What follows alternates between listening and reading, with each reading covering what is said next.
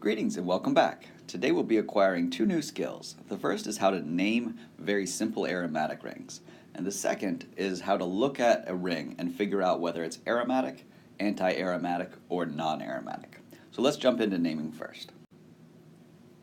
This molecule right here, which we've seen many times already in organic chemistry, a six-membered ring that has three double bonds at alternating positions on the sides, is benzene.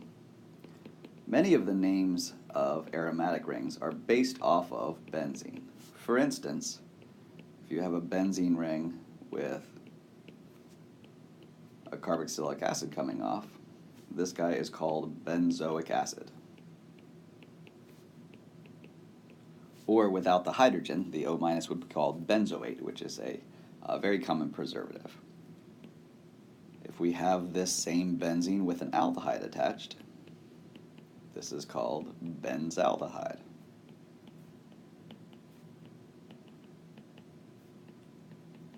You'll notice that both of these have one more carbon attached, and that is the difference between a benzene ring as a substituent. So attached to R, this guy would be called a phenyl ring, or a phenyl group, as opposed to the benzyl group, which has one carbon followed by the R. So this entire group right here would be called a benzyl group. So essentially the way that we do this is a benzene ring with one more carbon in a functional group is a benz, so benzoic acid, benzaldehyde. On the other hand, if you have the alcohol, that is to say a benzene attached to an alcohol, there's no extra carbon there, and so the way that we name this guy is we call it phenol. Phenol, OL, like an alcohol, not to be confused with phenol, YL, like a substituent. All right, there's a couple more that I need you to know. The first is aniline. Aniline is a lot like phenol, except instead of an OH, it just has an amine. ANILINE is aniline. And similar to that, in that it has a nitrogen, but dissimilar in that it is in the ring itself, is pyridine. These are all very common rings and really important ones to know. Moving on, another very common ring, or benzene ring that is used as a solvent, is toluene, which just has a methyl group attached. And finally, if we have two benzene ring attached, two methyl groups attached to a benzene ring, these molecules are called xylenes, XYLNES. Oh dear. However, with xylene, there's three different versions. You could have those methyl groups completely across from each other, which is kind of like a 1-4 position. You could have them right next to each other, which would be like this, a 1-2 position. And finally, you could have them kind of 2 spots away, or like 1-3 right here. All of these are called xylene, but they're known by their different substituents. And the way that we do this when we have just a benzene ring, and if you have exactly 2 substituents on a benzene ring, you can use this convention. We call them all the way across para. Those are at the para position relative to each other. When they're directly next door to each other, we call that ortho. And when they're kind of halfway in between, 2 spots away, we call it meta.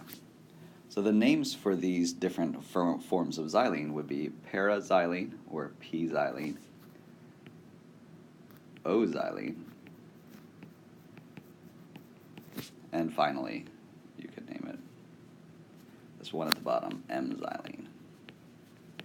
Usually it is in lowercase, the O, the M, or the P. Obviously with a P and an O it would be difficult to tell. But we use this as well for whenever you have 2 substituents attached to a ring. So let me give you an example.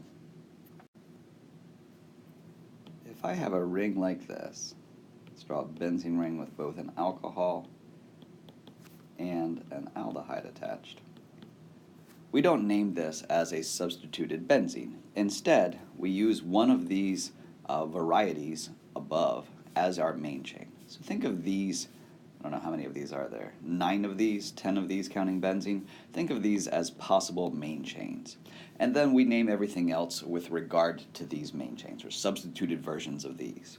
So if you have, for example, something with an amine and an alcohol, well, the higher priority is the alcohol, so you name it as a substituted phenol, an aminophenol.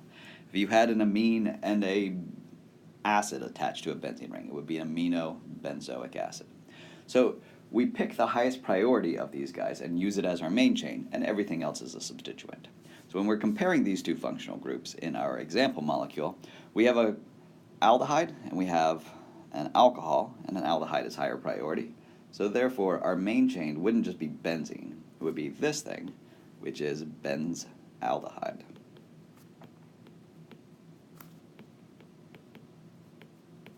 So this is a substituted benzaldehyde, and the substituent, which is an OH, would be hydroxy. Let me see if I can space this out properly. Still don't want any spaces if we can help it. All right, so that's hydroxybenzaldehyde. Then we need to look at their relative positioning on the ring. In a ring, specifically a benzene ring, we don't have wedges or dashes because all of the positions are sp2, meaning that all of the substituents on a benzene ring are coming directly off of it. So we never have to worry about R or S or cis or trans or anything like that. We just need to know these 3 designators, para, ortho, or meta. So let's look at this one. In this case, we have something, here's our aldehyde, that's our highest priority. Ortho would be directly next to it, so these 2 positions right here are ortho. These 2 positions are meta, and this one position exactly opposite is para. So in this case, we have a meta position with our hydroxy, so this would be meta hydroxybenzaldehyde. We could just write that as a little short, or excuse me, a lowercase m. All right, so try one example of this, and let's move into how to classify rings as aromatic or non-aromatic or even anti-aromatic. We've already seen some of the basics of aromaticity, and we'll start with benzene in that. So the reason that benzene is so incredibly stable, more stable than it should be if it was just 3 double bonds attached, kind of conjugated to each other, is the fact that we have these 6 electrons that we consider through resonance that they're spinning in a little circle, but they're really not. It's just more that it's spread out everywhere, which is why we sometimes write it like this. So something about that 3 pair of electrons moving in a circle is stabilizing, and that something has to do with molecular orbitals. But regardless, the rule is for a ring to be aromatic, all aromatic rings have an odd number of pairs of electrons in the p plus pi orbitals all the way around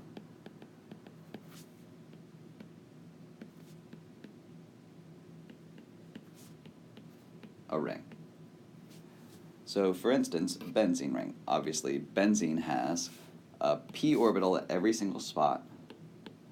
Actually, it has pi bonds here, spanning these 2 carbons, those 2 carbons, and those 2 carbons. So there's no interruption. That's what I mean by all the way around the ring. So it's uninterrupted, and we have p orbital conjugation all the way through.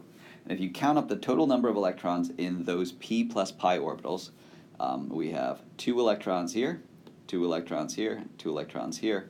That is 3 pairs of electrons, and therefore we have an odd number of pair of electrons, and this would be an aromatic ring. Likewise, if I had something like this is a very odd one, but we would have a pi bond right here. I'm going to try to draw it in blue the best I can. So there's a pi bond right there, which has 2 electrons. There's always 2 electrons in a pi bond. And there's an empty p orbital right here, and a p orbital with a plus charge. This guy has 0 electrons. You may remember that a carbocation means that you have 0 electrons, and essentially it's sp2 because there's 3 regions of electron density. There's a hydrogen coming off as well. And there's an empty p orbital, meaning there's 0 electrons there. If you add 2 plus 0, you get 2 electrons, so this is 1 pair of electrons. and that's adding up the ones in the p plus the pi, just like we have 3 pair up here. Note that we don't count any electrons except for those in the p orbitals plus the pi's together. And they go through this uninterrupted kind of ring all through here. We have part of a p orbital here, part of a p orbital here, pi orbital, a p orbital here, part of a pi, part of a pi. So every single member of this ring is part of that conjugated system, and it's an odd number of pair of electrons. So indeed, that little ring right there is quite stable and is aromatic. All right, let's look at next non-aromatic rings.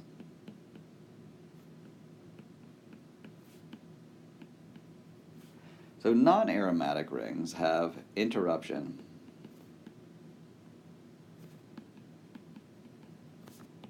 or no conjugation within a ring. So for instance, what that means is, let's say I just have this guy. This is cyclohexene. There's one pi bond, so there is a p orbital, or there's 2 p orbitals making a pi bond right here. But that spot's sp3, and that spot's sp3, and that spot's sp3, and that spot's sp3. They don't have any p orbitals, so we don't have an uninterrupted kind of continuous conjugated system of p or pi orbitals all the way through. And therefore, this is a non-aromatic ring. It doesn't even enter into the equation. It cannot have that circular molecular orbital that spans the entire thing. And therefore, it's just non-aromatic. This is no more or less stable than any double bond would be. And in fact, the ring, pretty much in terms of what we're looking at, these special things of being aromatic, it doesn't even matter. It's about the same stability as cyclohexene would be. All right, on the other hand, we have anti-aromatic rings. We don't often see anti-aromatic rings for the reason that they are extra unstable.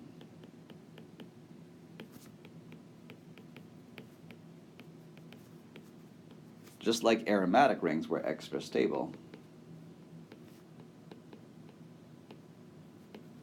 due to that conjugation, anti-aromatic rings were extra unstable. They have conjugation, however, they end up with essentially free radicals in their molecular orbitals, making them very unstable. Electrons do not like to be by themselves, they prefer to be paired up. So, for instance, a ring like this.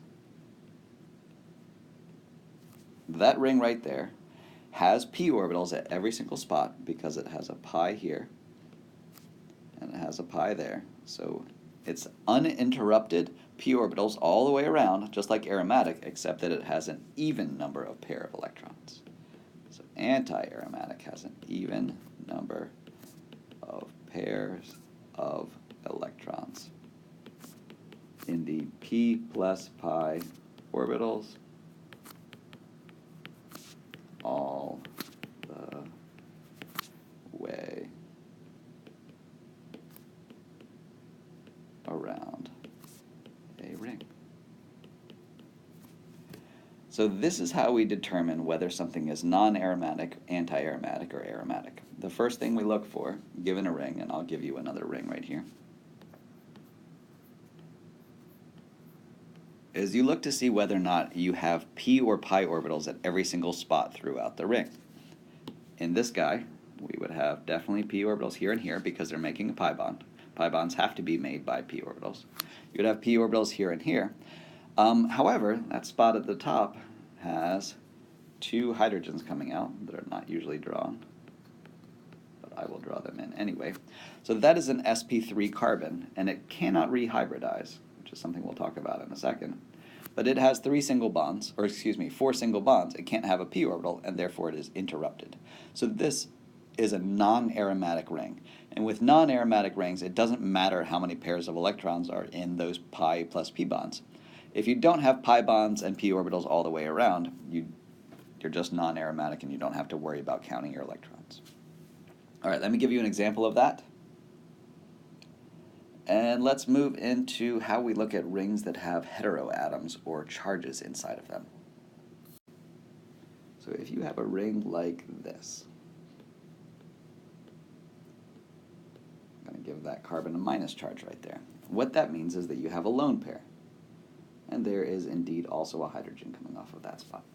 Classically, we would say that that carbon right here has a lone pair and 3 single bonds. So it has 4 regions of electron density. And all other things being equal, this guy would be hybridized as sp3. sp3 is normally the best way that it can spread out 4 regions of electron density in space so that the electrons can repel each other. However, aromaticity lends such a strong amount of stability to a ring that if you can hybridize to sp2 and put a lone pair in a p orbital in order to become aromatic, these rings always will do that. So think of your sp3 versus sp2 as sp3 is a little bit more stable than sp2. But being aromatic is so much more stable than being non-aromatic or even anti-aromatic that if they can rehybridize to become aromatic, they always will. So let's take a closer look at this guy. You definitely have 2 electrons there. There's 1 pair in that pi bond. There's 1 pair in this pi bond. And if that lone pair is placed inside of, I'm going to just move it up here. Let's move it right in there. If that lone pair is inside that p orbital, then we would have 2 electrons in this p orbital, 2 electrons in each of those pi bonds, and that would give me 3 pairs of electrons, and I have continuous p orbitals all the way through. Therefore, this guy would be aromatic. And they will always rehybridize so that they can. So at that point, this carbon would be sp2, plus it has a p orbital, instead of being sp3. So another example of this is if you have a heteroatom, like say a nitrogen. This ring right here would follow the exact same thing. It would put this pair of electrons in a p orbital so that you would have 1, 2, 3 pairs of electrons, and you would have p, part of a pi, part of a pi, part of a pi, part of a pi. Essentially, you would have p orbitals at all of these spots, so this guy would be aromatic as well.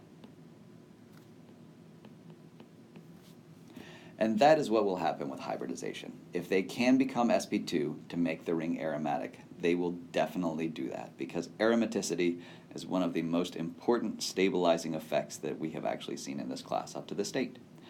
All right, thanks. Let's try one more. And bring any questions you have to class. Take care.